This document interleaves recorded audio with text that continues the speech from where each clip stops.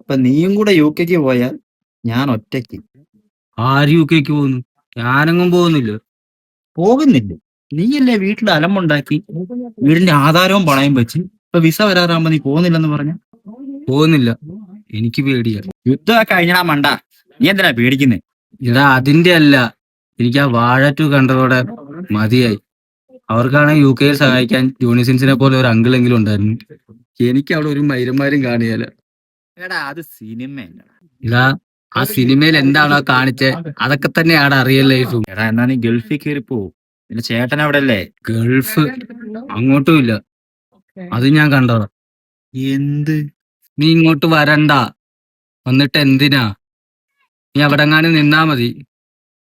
അതുകൂടെ കണ്ടതോടെ എനിക്ക് അവന്റെ അവസ്ഥ മനസ്സിലായി.